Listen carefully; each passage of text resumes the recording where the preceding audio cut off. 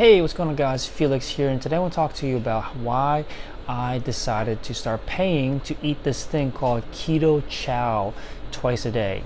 So it was about 2 months into my daughter's birth, and or 2 months after my daughter was born, and I was exhausted, completely exhausted, and I knew it had something to do with my diet. And during the entire time that my daughter was born, we were just kind of all over the place, so we weren't really paying too much attention to what we ate, and I just kind of avoided looking at the scale, avoided getting on it for the longest time. But after putting my daughter down one evening, or actually it was like 3 a.m. in the morning, I decided to just own up to it, see what's the deal, and get on the scale, and it shocked me. I saw a weight that I hadn't seen in a long time, maybe in over a decade. I was weighing in at 205 pounds. And I knew something had to change, but I didn't really know where to begin with the diet. So I got into bed, and then I realized, like, all right, let me see what's the popular kind of fad diet that's out there. Let me just follow what's going on. And the big diet was the keto diet.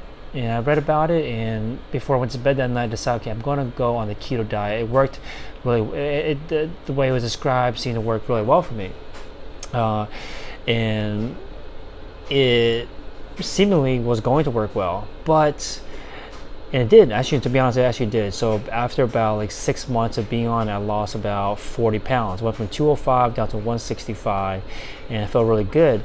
But since then, it's been about a year now. I've been kind of fluctuating between 165 and 175, up 5 pounds, up 10 pounds, and I would freak out and then lose the weight again because I didn't want to start going the wrong direction again.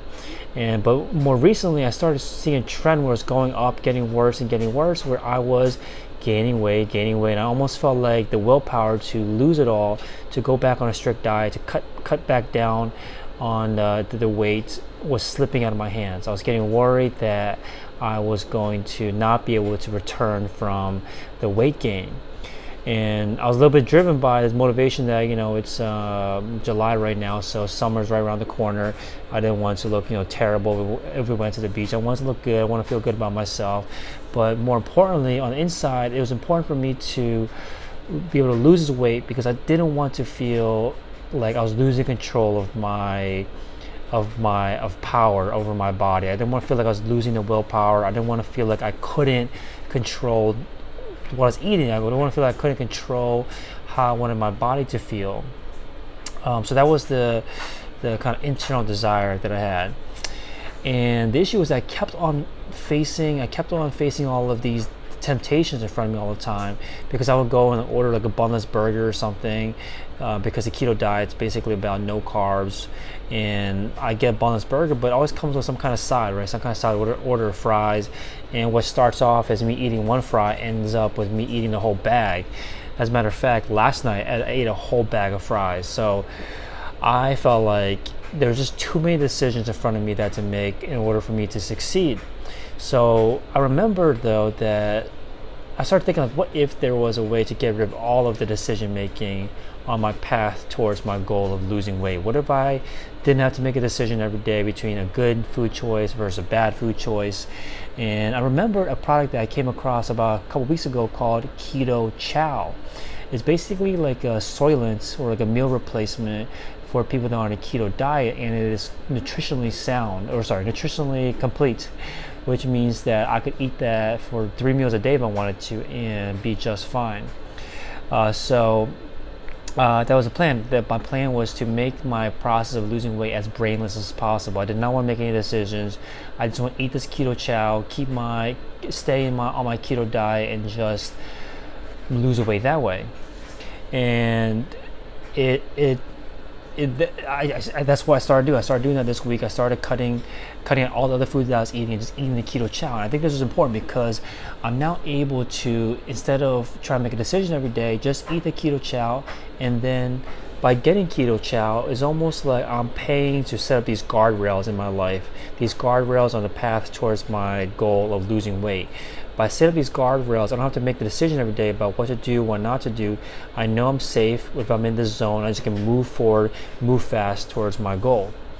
And that's what I've been doing. So this week I started eating it. I had some twice 2 keto chow meals today, and it tastes pretty good. It tastes like melted ice cream or milkshakes.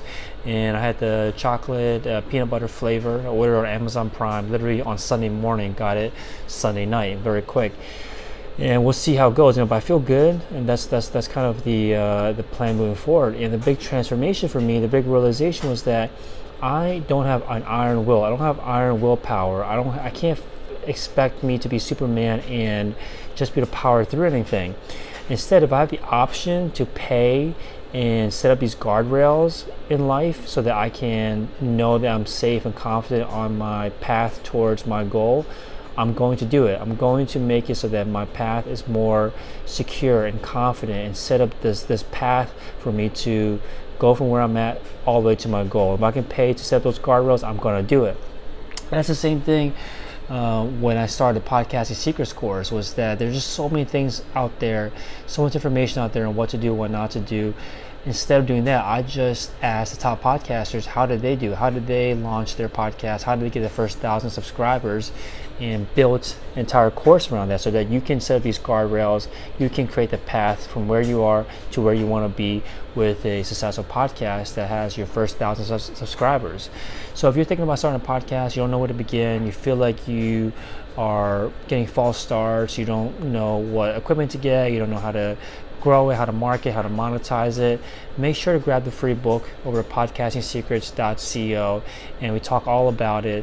And again, check out the link in the description, podcastingsecrets.co. Grab the free book, and you can set these guardrails so that you know and feel confident that whatever you do, you'll be on a path towards success, because this is a proven path. These are guardrails so that you don't have to make a decision every day. You don't make a ton of decisions yourself. The decisions have already been made for you. You just got to come in, do the work, and launch your podcast. Hopefully it helps you out, and I'll talk to you guys soon. Take care.